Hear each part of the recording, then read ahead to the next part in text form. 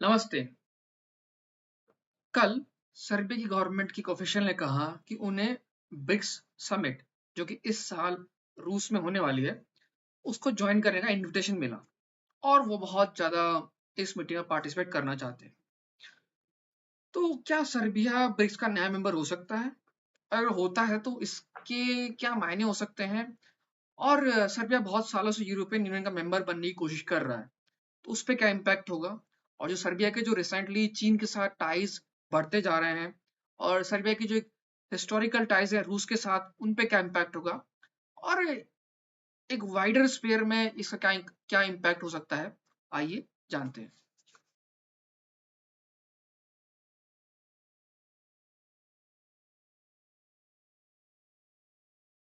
इस वीडियो में हम 4 या 5 चीज़ों पे फोकस करेंगे। सबसे पहला होगा सर्बिया की लोकेशन, ये कहाँ पे लोकेटेड है। दूसरा देखेंगे कि जो सर्बिया की जो करंट सिचुएशन है यूरोपियन यूनियन के अंदर और उनके जो हिस्टोरिकल टाइज है रूस के साथ।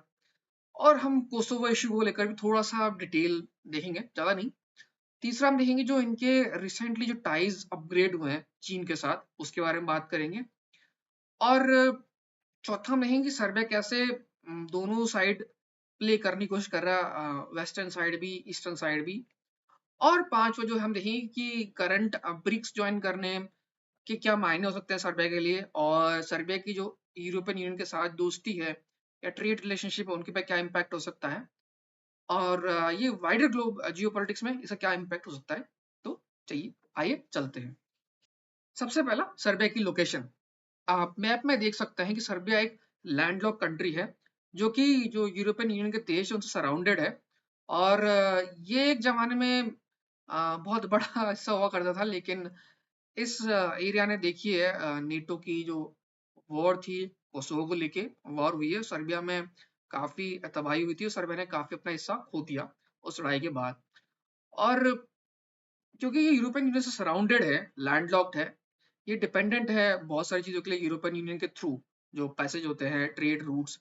और क्योंकि वो उस रीजन में काफी सारे यूरोप के देश हैं, तो सर्बिया का जो ट्रेड है यूरोपियन यूनियन के देशों से बहुत ज्यादा है, अच्छा खासा है। और इस वजह से जो है सर्बिया ने कोशिश की या मेरे ख्याल से अप्लाई किया यूरोपियन यूनियन में शामिल होने की प्रोसेस के थ्रू। सर्बिया, तुर्की और मेरे हिसाब से यूक्रेन, मैं यूक्रेन के बारे में श्योर नहीं हूँ, लेकिन सर्बिया तुर्की बहुत सालों से यूरोपियन यूनियन का मेंबर बनना चाह रहे थे। और यूरोपियन यूनियन ने उनको एक प्रोसेस में दे रखा है कि भाई उस प्रोसेस में हिस्सा बनो। और यूरोपियन यूनियन के हिसाब से जो है आप अपने इंस्टीट्यूशन चेंज करो, अपने पैरामीटर सेट करो, यूरोपियन यूनियन के स्टैंडर्ड के हिसाब से उनको लाओ। तो देखा है तो सर्बिया और तुर्की शायद अब उनकी जो गवर्नमेंट है या बहुत एक वाइडर जो पब्लिक है मान चुकी है कि वो यूरोपियन यूनियन के मेंबर कभी नहीं बन पाएंगे। तो अब वो ऑप्शन तलाश रहे हैं। दूसरा जो पॉइंट है, दूसरा जो है वो है सर्बिया के जो रूस के साथ ये रिश्ते हैं और कोसोवो के साथ। सर्बिया के रूस के साथ बहुत ही अच्छे रिश्ते रहे हैं, एक जिसे बोलते हैं फ्रेंडली रिलेशनशिप। उनकी भाषाओं में थोड़ी समानता है, लिखने की जो लिपि है वो सेम है। और काफी सारे जो रशियन स्पीकिंग पॉपुलेशन है, जब यूरोपियन यूनियन ने सैंक्शंस लगाए रूस के ऊपर, तो वो सर्बिया आ गई, सर्बिया से काम कर रही है, सर्बिया आ जाती है। और सर्बिया ने जो जितना हो सकता है अवॉइड किया रूस पर सैंक्शंस लगाने, क्योंकि रूस जो है सर्बिया का एक फ्रेंडली पार्टनर रहा है, दोस्त जिसे कह सकते हैं। और यूगोस्लाविया के टाइम से ही रहा है। तो इस तरह से। और सर्बिया ने कोशिश की कि सैंक्शंस मजबूरी में उनको लगाने पड़ गए बहुत सारी जगह, लेकिन जितना हो सकता है उन्होंने रेजिस्ट किया। तो इसको लेके बहुत बार यूरोपियन यूनियन के देश जो है सर्बिया को प्रेशराइज भी करते रहते हैं कि भाई तुम रूस को डंप कर दो और यूरोपियन यूनियन का मेंबर बन जाओ। या अगर तुम रूस के साथ दोगे, वैसे वो साथ दोगे तो दिक्कत होगी, वैसे सर्बिया साथ नहीं दे रहा। एक तरह से वो देखिए बहुत दूर है, अब अगर आप मैप में देखेंगे सर्बिया और रशिया के कोई लैंड बॉर्डर नहीं है, बहुत दूर है। तो बस वो एक तरह से पास्ट हिस्टोरिकल टाइज होते हैं, जब जब वार्सो पैक्ट कंट्रीज थे, उसके थ्रू सर्बिया जो है रूस रूस का जो स्फीयर था, सोवियत यूनियन स्फीयर से कनेक्टेड था। तो उसको लेके उस हिस्टोरिकल टाइज है। और तो एक तरह से देखा जाए तो सर्बिया जो ऑप्शन तलाश रहा है, नहीं, रूस रूस की जो कट रूस अभी खुद परिस्थिति में उलझा हुआ है, तो रूस कोई खास मदद कर नहीं सकता। और सर्बिया का जो इकोनॉमिक ट्रेड लिंक्स है वो यूरोपियन यूनियन के साथ ज्यादा है, क्योंकि उनका नेबरिंग कंट्री है। और कोसोवो को लेके जो है यूरोपियन यूनियन के जो देश हैं या फिर जो नेटो कंट्रीज हैं, जो वहाँ पे इनकी जो पीस फोर्सेस है, वो कई बार ऐसे डिसीजंस लेती रहती है जिससे कि जो सर्बियन पॉपुलेशन है उस रीजन के आसपास जो है उनको दिक्कत होती है। तो सर्बिया बीच बीच में उनको हिदायत देते रहता है कि भाई इस तरह के प्रोवोकेशन मत करो, ये सब मत करो। और बीच में कई बार सर्बिया की मिलिट्री जो है वो रेड अलर्ट पे आ गई है जब इस तरह के प्रोवोकेशंस हुए। अब वो प्रोवोकेशंस क्या, उसमें हम डिटेल में नहीं जाएं कि वो इस चीज का मुद्दा नहीं है इस वीडियो का। लेकिन कहने का मतलब ये है कि सर्बिया और यूरोपियन यूनियन के बीच में सब कुछ अच्छा नहीं चल रहा है कुछ टाइम से। तो सर्बिया के ऑप्शंस तलाशे जा रहे हैं। तीसरा जो पॉइंट है वो है चीन का इन्वॉल्वमेंट। पिछले कुछ सालों से जो है सर्बिया ने चीन के साथ अपनी दोस्ती या अपने रिलेशनशिप बढ़ाए हैं। और चीन ने काफी चीजों में इन्वेस्ट किया है सर्बिया के इंफ्रास्ट्रक्चर में। और रूस को रिप्लेस करके जो चीन है अब सर्बिया का एक अच्छा मिलिट्री वेपन सप्लायर बन गया है। पिछले आई थिंक कुछ महीने पहले चीन के राष्ट्रपति शी जिनपिंग यूरोप की यात्रा पे गए थे। तो वो पेरिस गए थे, सॉरी फ्रांस, सर्बिया और हंगरी। उसका वीडियो मैंने बनाया था, उसका लिंक मैं नीचे डिस्क्रिप्शन दे दूंगा। तो एक तरह से जो चीन है वो अपनी जो है इन्वेस्टमेंट बढ़ा रहा है, टेक्नोलॉजी प्रोवाइड कर रहा है सर्बिया को, और सर्बिया को भी एक अच्छा ट्रेडिंग पार्टनर मिल रहा है क्योंकि रूस के साथ उनकी अभी मुश्किल आ रही है। रूस को लड़ाई में उलझा हुआ है और यूरोपियन यूनियन जो है एक अल्टरनेट एक अकेला ट्रेडिंग पार्टनर रहेगा तो फिर वो सर्बिया को मजबूर कर सकते हैं बहुत सारे ऐसे डिसीजन लेने के लिए जो शायद वो ना लेना चाहे। तो चीन एक अच्छा जो है उनके लिए अल्टरनेटिव पार्टनर बन गया है। और भविष्य में भी चीन जो इन्वेस्टमेंट कर रहा है तो सर्बिया और चीन के रिश्ते और ही अच्छे होंगे। अब जो चौथा पॉइंट वो है कि सर्बिया जो है दोनों साइड प्ले करने की कोशिश कर रहा है, ईस्ट और वेस्ट। अब ये थोड़ा सा समझना मुश्किल है कि कैसे हो रहा है ये कि एक तो सर्बिया जो है जो यूक्रेन की जो फोर्सेस है उनको एम्यूनिशन सप्लाई कर रहा है, यानी गोला बारूद। डायरेक्टली नहीं, डायरेक्टली एक्चुअली कोई भी कंट्री सप्लाई करता नहीं है। भारतीय जो ऑर्डिनेंस फैक्ट्रीज उनके एम्यूनिशन भी यूक्रेन में पहुंचे किसी दूसरे तीसरे कंट्रीज के थ्रू। तो सर्बिया भी जो है किसी को बेच रहा है, वो किसी और को बेच रहे हैं, किसी और के बेचते बेचते वो फाइनली यूक्रेन में पहुंच रहा है। तो सर्बिया ने कहा कि भाई हमारी इकोनॉमी डिपेंडेंट है मिलिट्री प्रोडक्शंस पे, तो हम इस पर तो मना नहीं कर सकते, हमारी इकोनॉमी डिपेंडेंट है, तो दे आर सेलिंग इट। लेकिन डायरेक्टली नहीं, यूक्रेन को नहीं बेच रहे हैं, तो ये बात उन्होंने रूस को कह दी है।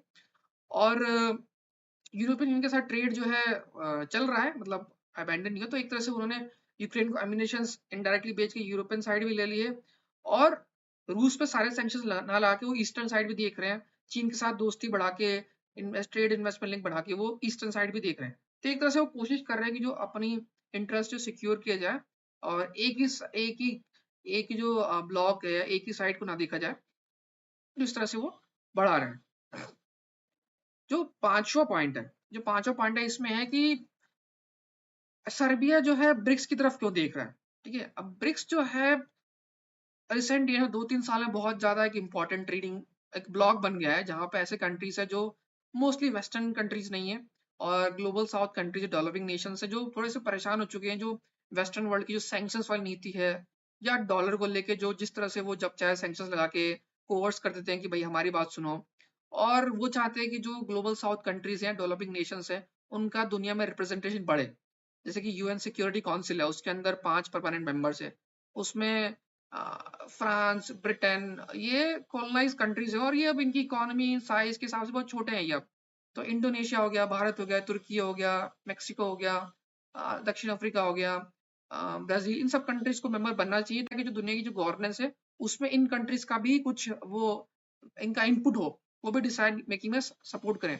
तो ब्रिक्स एक तरह से इस तरह का समूह है और इसमें कोई प्री कंडीशंस नहीं है, बहुत सारी चीजें इसमें मैच करती है। सारे कंट्रीज डेवलपिंग नेशंस हैं और ये बिलीव नहीं करते सैंक्शंस लगाने में। इसमें जो मेंबरशिप है कंसेंसस पे चलती है। तो जो सर्वे के जो पॉलिटिशियंस ने उसने कहा है कि भाई हमें ब्रिक्स में ज्वाइन करने में कोई कंडीशन नहीं है। ठीक है, यूरोपियन यूनियन ज्वाइन करने में बहुत सारी कंडीशंस फुलफिल करनी पड़ती है कि भाई ये चीज ऐसे होनी चाहिए, ये स्टैंडर्डाइज ऐसे होना चाहिए। ब्रिक्स ज्वाइन करने में कोई दिक्कत नहीं है, कोई कंडीशंस नहीं है। और ना ही ये भी उसने कहा है कि भाई हमें यूरोपियन यूनियन का मेंबर बनने के लिए यूक्रेन को सपोर्ट करना पड़ेगा, हमारे प्रोफाइल के बायो में हमें यूक्रेन का फ्लैग लगाना पड़ेगा, या हमें सेम सेक्स मैरिज वो लीगलाइज करनी पड़ेगी जो कि सर्बियन पॉपुलेशन बिल्कुल फेवर में नहीं है। और इसके अलावा हमें सैंक्शंस लगाने पड़ेंगे उन कंट्रीज पे जिन पे हो सकता है हमें, जैसे आज रशिया की बात करें सर्बिया के लिए, सर्बिया ने जितना हो सके रेजिस्ट किया, लेकिन फ्यूचर में मान लो अगर हम यूरोपियन यूनियन ज्वाइन करते हैं, वो किसी पे सैंक्शंस लगाए जहाँ पे हम नहीं चाहते तो हमें भी लगाना पड़ेगा। तो एक तरह से जो है ये हमें यूरोपियन यूनियन ज्वाइन करने पे जो है बहुत सारी ऐसी चीज करनी पड़ेगी जो हमें नहीं करना चाहते। और एक तरह से देखा है तो जो तुर्की है वो भी हट चुका है यूरोपियन यूनियन की, जो उनकी सोच थी। उनको लगता है कि यूरोपियन यूनियन जो है पिछले 25-30 साल से उस प्रोसेस को खींच रहा है और तुर्की को कोई फायदा नहीं है, तो वो भी अम, इस बारे में हिंट दे रहे हैं कि वो भी ब्रिक्स ज्वाइन करना चाहते हैं। अब इससे कंक्लूजन क्या हो सकता है, मान लीजिए सर्बिया ज्वाइन करना चाहे, ठीक है, तो यूं कह सकते हो कि जो चीन है उसने ब्रिक्स ब्रिक्स के थ्रू जो है यूरोपियन यूनियन या यूरोप में अपना एक्सपेंशन हो जाएगा अगर सर्बिया ज्वाइन करता है तो, ठीक है, ब्रिक्स कंट्रीज का एक्सपेंशन हो जाएगा ब्रिक्स ग्रुप का। और ये भी हो सकता है कि जो चीन है वो फोकस कर रहा है कि ऐसे कंट्रीज जिनका अच्छा ट्रेड लिंक्स है चीन के साथ, उनको ब्रिक्स में शामिल किया जाए, तो चीन सेंट्रिक ब्लॉक बन सकता है, ऐसा सोचा जा रहा है। वैसे भी सर्बिया मेंबर नहीं बना है और बहुत सारे कंट्रीज जो कह रहे हैं कि बनेंगे वो बने नहीं है, बट ऐसा भी स्पेकुलेशन किया जा सकता है कि भाई ये चाइना सेंट्रिक ब्लॉक बन सकता है फ्यूचर में, और चाइना का जो है काउंटरवेट बन सकता है, मतलब चाइना से एज अ काउंटरवेट प्रोजेक्ट कर सकता है यूएन, जो कि वेस्ट डोमिनेटेड हो सकता है, यूएन सिक्योरिटी काउंसिल या यूरोपियन यूनियन जो वेस्टर्न कंट्रीज डोमिनेटेड है, उसे काउंटर प्रेजेंट कर सकता है। और सर्बिया के लिए एक अच्छी अपॉर्चुनिटीज है, क्योंकि यूरोपियन यूनियन की जो इकोनॉमी और डिक्लाइन हो रही है, और जिस तरह से वो सैंक्शंस वाली अप्रोच करते हैं उसको लेके जो है सर्बिया जो है उसको सपोर्ट नहीं करना चाहता। तो सर्बिया के लिए अच्छी अपॉर्चुनिटीज है ब्रिक्स को ज्वाइन करने की, क्योंकि ब्रिक्स में ज्यादातर कंट्रीज ऐसे हैं जो इमर्जिंग है, ग्रोइंग है, और अगले 10-20 साल वो ग्रो करेंगे। तो अगर वो सर्बिया ज्वाइन करता है तो उसके इंटरेस्ट को सिक्योर कर रहा है। और इसको लेके यूरोपियन यूनियन से रिश्ते बिगड़ सकते हैं। अब अगर वो ज्वाइन करता है तो किस कंडीशन में ज्वाइन करता है, क्या पैरामीटर्स होते हैं, लेकिन वो इस डायरेक्शन में बढ़ रहे हैं।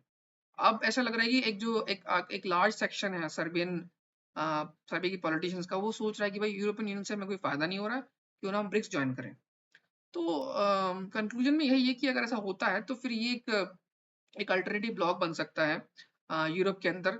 और ब्रिटेन की छोड़ने के बाद जो है यूरोपियन यूनियन में सर्बिया एक ऐसा कंट्री हो सकता है बड़ा जो कि यूरोपियन यूनियन में इंटरेस्टेड नहीं है।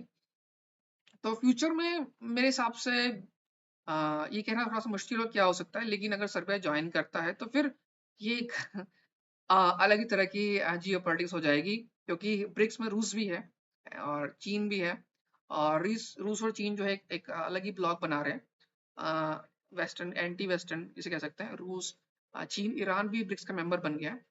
तो ये एक तरह से उस एंटी वेस्टर्न कैंप की बढ़त होगी और यूरोप के अंदर उनका फुटप्रिंट बढ़ जाएगा। तो बस इतना सा कहना है इस बारे में। अगर आपको वीडियो पसंद आया तो इसे लाइक कीजिए। आपको लगता है इस वीडियो से दूसरों को वैल्यू मिलती है तो इसे शेयर कीजिए। और भविष्य में ऐसी ही जियोपॉलिटिकल कमेंट्री हिंदी में जानने के लिए मेरे चैनल को सब्सक्राइब कीजिए। तो अगले वीडियो तक के लिए धन्यवाद।